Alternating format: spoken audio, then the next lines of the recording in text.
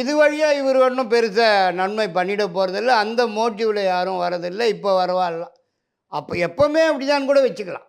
இப்போ பெரும்பாலும் ஜோதிடம் பார்க்குறவங்க தங்களுடைய குடும்பத்துக்கு மகளுடைய ஜாதகம், பையனுடைய ஜாதகம், தன்னுடைய ஜாதகம் இதெல்லாம் பார்த்து நடப்பாங்களா? இல்லை இதெல்லாம் வேறு யார்ட்டையாவது கொடுத்து பார்க்க சொல்லுவாங்களா? அதுதான் உண்மை. என் பொண்ணு 2 பொண்ணுக்கு கல்யாணம் பண்ணேன். நான் பார்க்கல. என் ஃப்ரெண்டு ஜோசியருக்கு ஃபோன் பண்ணி இந்த சமயம் என் பொண்ணுக்கு பண்ண போகிறேன். இப்படி தான் எனக்கும் அப்படி தான் நான் பார்த்துக்க மாட்டேன்.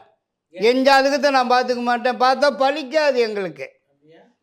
எங்கள் குடும்பத்தை சார்பாக நாங்கள் பார்த்துட்டால் எனக்கோ என் மனைவிக்கோ குழந்தைகளுக்கோ நான் பார்த்தா சரியாக பலிக்கிறது இல்லை. இதில் அனுபவத்தில் பார்த்தது. இப்படி தான் சொந்த வாழ்க்கைக்கு ஒத்து வர்றதில்லை யாருக்குமே. இப்போ டாக்டர் நான் முதல்லேருந்து டாக்டர் வைத்தியம் அவருக்கு பார்த்துக்க முடியாது, வேறு இடத்துல தான் பார்த்துக்க முடியும்னு சொல்லியிருக்கேன். டாக்டரும் ஜோசியரும் அதுதான் இதுவும். என் குடும்பத்துக்கு நான் பார்த்துக்க பார்த்தா பலிக்காது. நான் வேறு ஆள்கிட்ட தான் பார்த்துட்டாகணும். நாங்கள் நேராக போய் பார்க்க மாட்டோம். நாங்கள் ஃப்ரெண்ட்ஸு நிறைய பேர் இருக்காங்களே, அவர் எங்கிட்ட கேட்பார் அந்த ஜோசியர், நான் அவர்கிட்ட கேட்பேன்.